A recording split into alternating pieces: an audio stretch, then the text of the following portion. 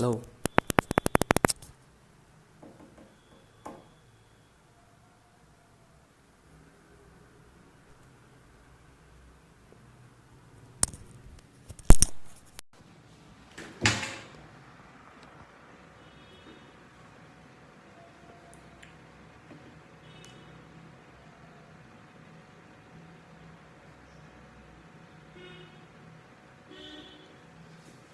All right, 6 o'clock.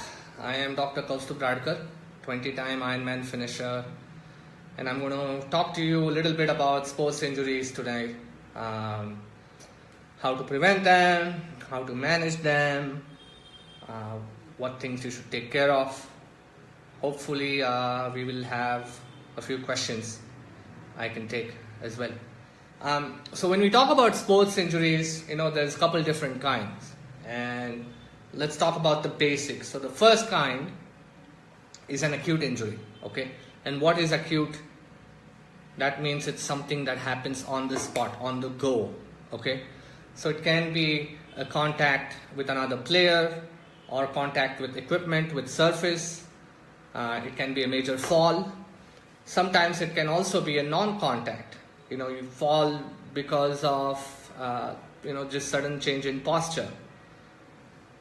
Then you have something which is called the chronic injury, which is typically also referred to as an overuse injury. So you keep on going, keep on playing, you don't take care of the simple things that we will go through. There's a repetitive overload, and all of a sudden something pops or something starts to hurt, and that's called as a chronic injury. Okay? Chronic injuries, there's a lot of causes of them. Okay? Like I said, repetitive overload, incorrect technique, incorrect equipment. So if your shoes are not fitting properly, if your shin pads are not fitting properly, if you're a javelin thrower and you're trying to throw something that is way beyond what your shoulder can carry. Sometimes these injuries are very difficult to diagnose, and the reason being that athletes can't necessarily pinpoint what is happening. For example, let's talk about a running injury, something like a plantar fasciitis, okay? By the time people tell you the symptoms, that it's just heel pain and it goes away when I start running, a lot of times people don't diagnose it immediately as plantar fasciitis. What are the causes of plantar? Again, you start running too fast, too soon, you add too much mileage, you're wearing the incorrect equipment, so incorrect footwear. That will also cause plantar fasciitis. When we talk about injuries management, the first thing I always tell athletes is start with a good warm-up. And warm-up and stretching is a very controversial topic, okay? So it also comes down to what philosophy you follow. I'll tell you my philosophy, okay? Warm-up should always be active or dynamic. What does that mean? It does mean that, if you're going for a run, start with some jumping jacks. Start with some gentle, knee raises or back kicks. Then you do a little jog, and then you start your actual run. Passive warm-up is the old kind where you used to just, chit-chat and slowly stretch your back, your quads, your hamstrings. Now, after warm-up, you should have a main set, or if you're playing a game, you play as hard as you can. But then the mistake people do is that they don't cool down properly. And cool down, again, is very, very important because you need to bring everything under control. You let your muscles relax, because we all know what happens after you're done with a run or after you get done with a game of tennis, badminton, soccer, whatever that is. People sit in their cars and they go home. So I recommend that during cool down is when you do the gentle passive stretches at the end. Now, how long do you hold each stretch? At least 15 to 20 seconds, if not longer, each stretch. So the first time you do a stretch, you only do it about 60-70%. And then the second time, the second repetition, you can slowly start increasing, go to almost 100%. That is a safe way to stretch. A common mistake all athletes make is that they do not take care of their strength. And strength is a huge element when you want to prevent injuries. If your muscles, your tissues are not toned properly, then the likelihood of you falling or breaking something is much higher. So I always recommend that you do a nice, at least a 2-day strength training program. You can either go to the gym, you can do CrossFit, you can do TRX. There's different types, and you have to decide what works best for you. Are you one of those people who likes to go to the gym? I am one of those people. I like going to the gym at least 2 times, if not 3 times, if my schedule allows me to. But are you one of those people? You may be one of those people who wants to do Pilates in a group session or a CrossFit session where it's body weight conditioning, but it's a lot more fun. You're doing it in a group. So you have to decide for yourself what works best for you. The last thing, I will say is that we also have to hydrate properly. Even if you are dehydrated, even so slightly, you won't recover properly for the next session. And the muscle fatigue that you build up, again, repetitive, right? It's going to keep on increasing time after time, day after day, and at one day, your body is going to say enough is enough. So that overload we talked about is going to exceed, and more than likely, you're going to land up either breaking something or tearing something. There's 2 types of hydration. First is your water. Any exercise up to 30 minutes, you can get away with just plain water. Anything beyond 30 minutes, you need to start hydrating with what we call as a sports drink or an electrolyte drink. I'm starting to see a few questions pop up, so just keep on typing. I'll try and answer them here once I'm done talking, okay? So any exercise lasting about 30 minutes, it's very important that you add a sports drink or electrolyte drink to the mix. With that, I think I better stop talking and let's see what questions we can answer. So if anyone has a question, just type in. You see the little message window over there at the bottom of your screen.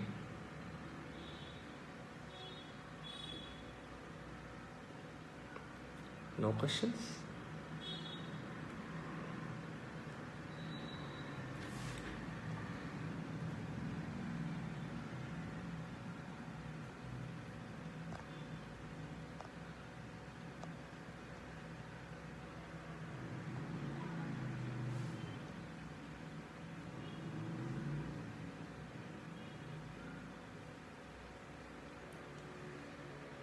Still waiting for any questions. If we have questions, I'll be more than happy. Is pre-nutrition important as well? And what do we take? Of course, before you start any exercise, you should have a light breakfast. And that light breakfast can be about 100 to 200 calories. Again, depending on how far you plan to exercise. Okay.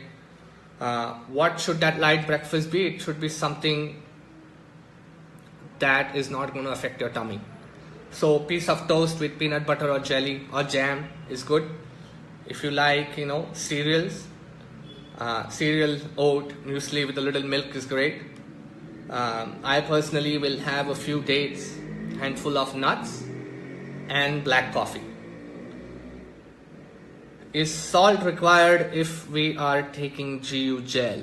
Yes, it is. So this is a runner or a triathlete specific question. Again, this is not really a nutrition talk. We want to talk more about sports injuries. Okay. So yes, you need to take salt, but that will come in the next segment we do about sports nutrition.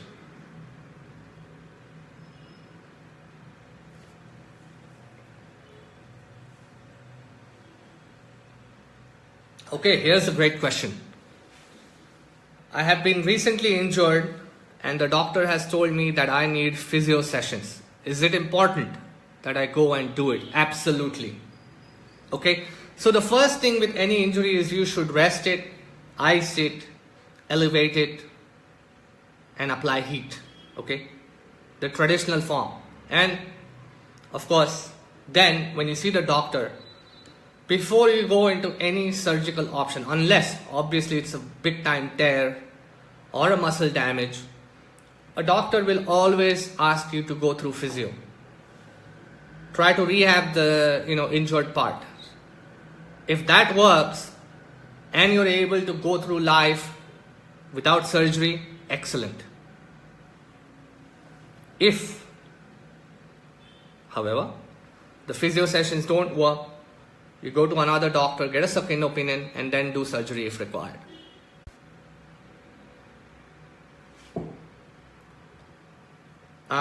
There's a question that how to deal with your adductor muscle strain caused by excessive kicking. Again, you have to, your abductors and adductors, your groin muscles are also very, very important. Okay, like you have said, it's a repetitive injury what you're talking about. So I would, obviously see a good physio, see what degree the strain is. If it's not too high of a strain, you can get away with rehab. You may want to try dry needling. You can obviously ice it. You can apply Move or your Volini sprays. Once the strain goes away, you need to start doing abduction and adduction exercises. And one important exercise is the clamshell. One is to hold your legs and with a towel or a TheraBand and take it to the side. So you keep, if I'm doing my right leg, I keep this is my left leg.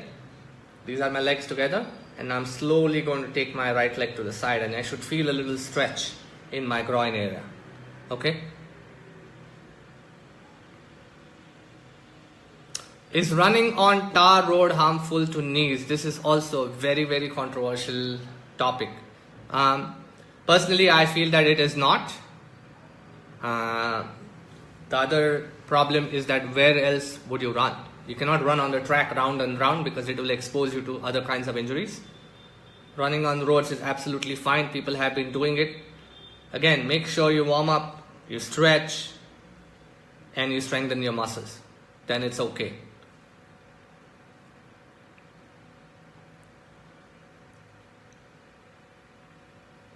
Why are recovery runs important after a full marathon?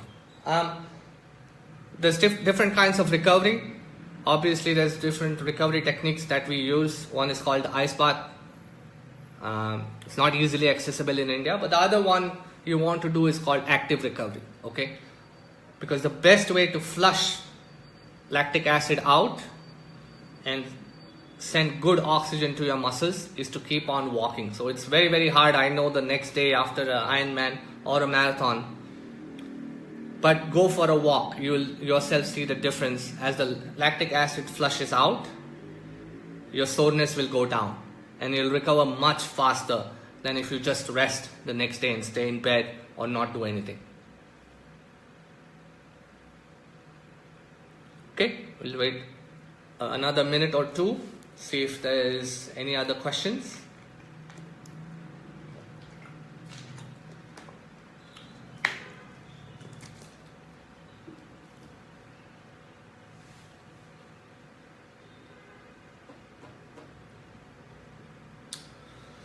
Okay guys, it doesn't look like we have any other questions popping up right now, but hopefully we plan to do these sessions on a monthly basis. And one question just came in: recovery run need to be on the next day or could also be on the day after? Actually, it doesn't really have to be a recovery run the next day. Great question. You can do a recovery walk and a slight easy jog, whatever your body allows you to, up to 30 minutes. You can swim, you can cycle. Okay, so you don't necessarily have to run. Okay, just be active. That's the point. What are the main causes of injuries? Okay, and again, sorry, someone keeps trying to call me. Again, that will depend from sport to sport. Okay, the main causes typically are too fast. If you're talking about running, too fast, too soon, too much mileage. If your body is not ready, you've not done anything, you've rested too much, and you immediately start trying to match your earlier levels, you will get into trouble. Okay, improper equipment, like I said, improper footwear, that will also hurt you while running. Okay, so with that, I will end this evening's session. Thank you very much to everyone who joined me, and I look forward to doing more of these sessions with Believe in Sports. Okay, have a great evening. Bye bye. By the way, rad strong, rock strong.